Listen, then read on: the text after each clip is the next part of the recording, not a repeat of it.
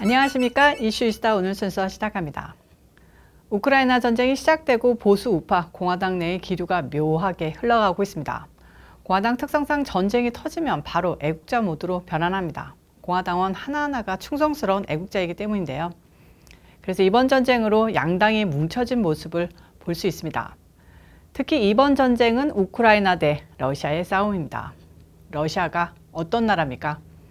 미국의 영원한 맞수, 1945년부터 87년까지 지속된 냉전의 최대 적국, 지금 60, 70대가 된 미국민들이 어렸을 때 밤잠 설치게 만들었던 핵전쟁의 공포를 안겼던 공산주의 악마 국가가 소련입니다.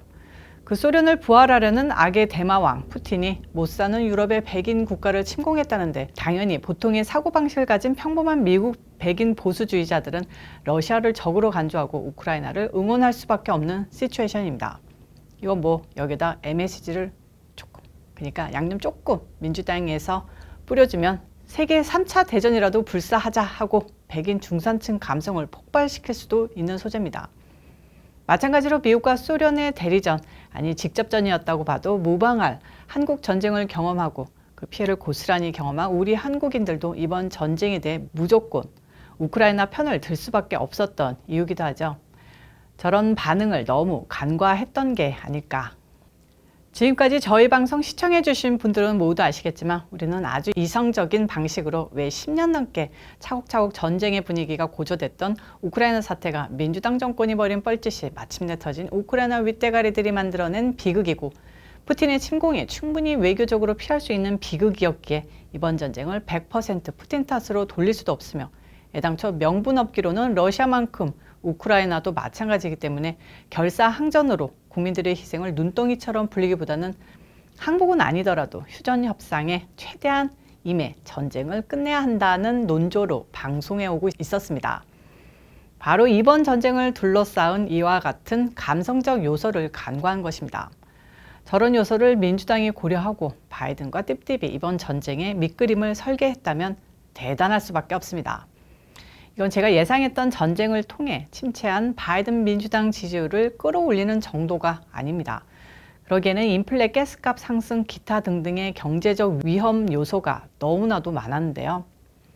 민주당은 이 모든 걸 고려하고 준비했다고 밖에 생각되지 않습니다. 자, 우선 이번 전쟁으로 민주당 정권이 얻는 것을 보겠습니다.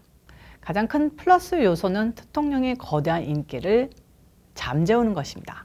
전쟁 직전까지 대통령의 인기는 바이든을 능가했고요. 게임이 되지 않을 정도로 절대적이었습니다. 공화당 내에서도 대적자가 없고 바이든은 현재 민주당 내의 대권 잠룡들은 물론 오바마나 힐러리가 다시 나온다고 해도 대통령을 이길 수 없었습니다. 물론 현재도 대통령의 인기는 공고합니다. 하지만 그 바람은 꺾였습니다. 트럼프 대통령이 푸틴과 친분 관계를 유지했으며 그 누구보다 우크라이나와 미국 민주당의 유착 관계를 꿰뚫어 우크라이나라는 선도 아니며 그 나라 젤렌스키 대통령 이하 정치인 대부분이 부패 정치인이라는 사실을 잘 알고 있어 멀리했죠. 무엇보다도 바이든의 아픈 손가락에게 수백만 불 연봉 주면서 그 나라 재벌 기업이 샤바샤바하고 바이든에게 직간접적으로 뇌물 준 것도 밝혀지지 않았습니까? 미국민들은 물론 공화당 지지하는 우파 국민들도 까맣게 잊은 것 같은데요. 대통령 탄핵시키겠다고 민주당 돕고 증거 수집해서 난리치던 것들이 바로 우크라이나 것들입니다. 한식 주문과 배달은 고고투요. 이런 나라 민주당만 믿고 희희낙낙 지들끼리 정쟁이나 하다가 10년 넘게 러시아에게 침공 위협받다가 결국 뻗대다가 침공당한 건데 대통령이 보수 우파가 미국민들이 한국이나 대만, 미국의 맹방인 자유국가 침공받은 것처럼 분노해야 할 이유가 있겠습니까? 그런데 막상 전쟁이 터지니까 분노가 걷잡을 수 없습니다. 감성적 요소가 폭발한 겁니다. 언론은 교묘합니다. 미국이 공격 국가였던 이라크 전쟁, 아프가니스탄 전쟁에서 당하는 쪽의 입장은 전혀 전하지 않았습니다. 한 예로 2003년 사담 후세인 제거를 목표로 일으킨 이라크 전쟁 당시 첫 3주간 이라크 군 전사자는 9,200명, 민간인 사망자는 7,300명이었습니다. 민간인 사망자는 대부분 미군의 폭격으로 발생했는데요. 그닥 문제 삼지 않았죠. 종결 기념식이 열린 건 2011년, 그러니까 8년 9개월이 걸렸는데 그때까지 총 사망자는 15만 5천 명이었는데 이 중 민간인 사망자가 11만 3,700여 명이었습니다. 이 전쟁으로 죽어난 민간인의 세계가 눈물 흘렸습니까? 유럽 언론이 보도한 우크라이나 전쟁 총 민간인 사망자는 780명입니다. 이 중 미성년자가 58명인데요. 언론은 마치 수만 명이 죽어나간 것처럼 언론 플레이하고 있습니다. 이라크 전쟁 당시 전쟁 발발 후 3주간 사망한 민간인이 7,300명이었던 것에 비하면 또 이건 여기까지만 말하겠습니다. 지금 미국민들은 러시아와 한판 떠도 되지 않을까 하는 분위기입니다. 가스값이 올라가는 속도도 미국이 띠띠비 워낙 무섭게 사우디 등 오페크 국가 군기를 잡아대니까 멈추고 오히려 낮아지고 있습니다. 세계가 전쟁 특수, 즉 미국이 맘 놓고 눈 불하려도 되는 특수 상황이 되니까 세계 국가에 대한 통제가 쉬워지는 겁니다. 음모론자가 아니더라도 충분히 예측할 수 있었던 이번 우크라이나 전쟁, 이제 저희는 미국의 경제가 무너질 것이라는 며칠 전까지의 예측은 수정하려고 합니다. 미국의 경제는 적어도 중간선거 이전까지는 무너질 듯 결코 무너져 내리지 않을 겁니다. 우크라이나 전쟁의 결과와 상관없이 만약 러시아가 우크라이나 점령을 포기하고 휴전 협상을 하던 완전 항복을 하든 언론은 이걸 우크라이나와 미국의 승리로 엄청나게 포장할 것이고요. 현재의 신냉전 체제는 더욱 공고해질 겁니다. 그리고 띠띠비 원하는 새로운 세계 질서, 전기차와 빅테크 중심의 산업 재편, 우크라이나에서 러시아의 탱크처럼 구형 무기는 소용없다면서 새로운 하이테크 전자무기, 최첨단 무기의 개발과 이에 따른 군산 복합 업체의 새로운 부흥, 그리고 세계의 악마라는 푸틴을 막아낸 젤렌스키와 바이든은 세계적 영웅이 되고 푸틴을 옹호했던 트럼프 대통령은 재선에 정계에 다시는 얼굴 들 수 없는 비겁한 배신자로 우파에서조차 낙인 찍히는 거죠. 그리고 펜스나 메릴랜드 주지사 내리오건 같은 쩌리들이 새로운 공화당 주류로 부상하는 것, 이게 이번 우크라이나 전쟁으로 띠띠과 좌파들이 그리는 이상적인 모범 답안인 겁니다. 참으로 공포스럽지 않나요? 그리고 이번 결과는 이미 절반 이상 나오고 있다고 봅니다. 지금 우파의 상황, 우크라이나 비판에 무조건 감히 어떻게 공산주의 러시아 독재자 푸틴을 감싸냐고 거품무는 일부 우파들의 민낯을 보면서 큰일 났구나 하는 생각을 하게 됩니다. 자, 이와 연관된 소식인데요. 우크라이나 전쟁에 중국이 어떻게 대응하느냐가 초미의 관심사로 떠올랐습니다. 현재 아직까지는 시진핑은 러시아 편을 들고 있습니다. 솔직히 말해 끝까지 러시아 편을 들 것이라는 기대는 하지 않습니다만 최대한 중국의 몸값을 끌어올릴 때까지 러시아 편을 들다가 막판에 바이든 손을 들어주겠죠. 그러려면 조건이 있을 텐데요. 바이든이 대만을 포기하고 쿼드 체제를 서서히 풀어주겠다는 약속을 해야 할 겁니다. 중국으로서는 바이든 임기 동안이 이를 풀어줄 마지막 기회이기 때문이죠. 대통령이 복귀하면 절대로 불가능하고 우크라이나 전쟁이 끝나고 바이든이 힘을 얻게 되면 그 역시 대만 문제, 세계가 중국을 포위하는 형국을 풀어낼 기회가 영영 사라져 버릴 수 있기 때문입니다. 다들 아시는 소식이겠지만 지난 18일 바이든과 시진핑이 전화통화 회담을 했습니다. 중국 외교부는 이번 통화가 바이든의 요청으로 이뤄졌다고 밝혔습니다. 정상통화 회담이 끝나고 양측은 각각 성명을 발표했는데요.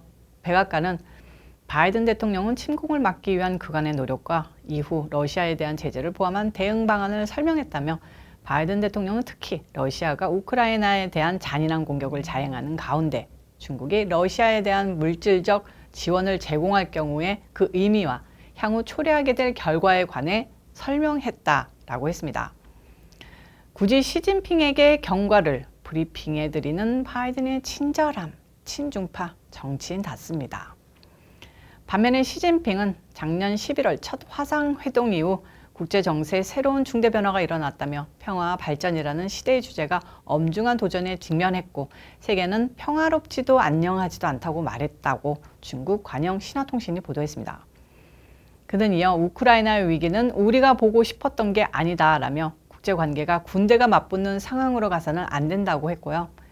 우리는 미중 관계가 올바른 방향으로 나가도록 이끌 뿐만 아니라 세계의 평화와 안녕을 위해 노력하고 국제적 책임을 져야 한다고 했습니다. 말투가 꼭 중국 황제가 변방나라 국왕에게 칙서 내리는 분위기 아닙니까? 아무튼 지금 중국은 러시아와 함께 우크라이나에서 발견된 수십 개의 땡땡 연구소에 대한 주장을 펼치고 있습니다. 이게 사실로 확인되면 러시아의 우크라이나 침공은 명분을 얻게 됩니다. 미국은 팍스 채널 같은 보수 언론에서도 파헤쳐 보도한 이런 시설들을 철저히 부인하고 숨기고 있는데요. 결코 러시아에게 전쟁의 명분을 줄 수 없어서입니다. 중국이 솔직히 계속 러시아 편을 들지는 않을 겁니다. 뼛속까지 바이든에게 갚아야 할 빚이 있기 때문이죠. 아니, 바이든이 갚아야 하나? 어쨌든 중국과 바이든은 특통령이라는 공동의 적을 가졌기 때문입니다. 국제 정치가 단 하나의 목적, 단 두 개의 양면성이 아니라 복잡하고 다단계적인 수십 개, 수백 개의 목적과 통수의 전략이 나선형으로 메비우스의 띠처럼 연결되어 있는데 지금 확실한 것은 중국의 선택에 따라 러시아가 세계에서 고립되느냐, 러시아, 중국 대 유럽, 미국의 무한 대결 시대가 열리느냐의 기로에 선 것 같습니다. 제가 띠띠비 이론이라면 중국이 러시아와 한편을 먹어 경쟁 시대가 개막하며 또 군비 경쟁이며 세계 여론을 좌지우지하는 시대가 개막되길 바랄 겁니다. 중국이 미국 편을 들어서 러시아만 세계의 적이 된다면 세계의 여론이 금방 식어서 또 바이든 인기 식어지고 특통령의 복귀 가능성이 높아질 건데 이러면 또 제가 아까 말하는 분석과는 상충되죠. 어쩝니까? 저도 헷갈립니다. 이게 다 가능성이고 복잡한 다층 구조로 진행되는 설계된 우크라이나 전쟁의 막후 아닐까 싶기도 합니다. 오늘 이슈 이슈다는 여기까지입니다. 시청해 주셔서 감사합니다. 그리고 오늘 안내방송 하나 해드리겠습니다. 안내방송이라고 하니까 좀 웃기긴 한데요. 저희 코메디칸 TV에서 좀 더 다양하게 영상을 제작하려고 합니다. 이 지역 전문가 인터뷰도 더 늘리고 그리고 젊은 인재가 진행하는 섹션도 곧 선보일 예정인데요. 많은 관심 가져주리라 믿고요. 그리고 광고 추가 영상이나 인터뷰 영상들도 많은 시청 진심으로 부탁드립니다. 유튜브 광고에 추가 광고 영상은 좀 심하다고 말씀한 분이 계신데요. 너그러이 이해해 주시면 감사하겠습니다. 저희가 제작비가 생겨야 저희 채널도 오래 유지할 수 있기 때문인데요. 너그럽게 봐주시고요. 이쁘게 봐주시길 바랍니다. 저는 또 다음 영상에서 찾아오도록 하고요. 가시기 전에 좋아요, 구독, 알림 설정까지 꾹꾹꾹 눌러주시길 바랍니다. 빠이.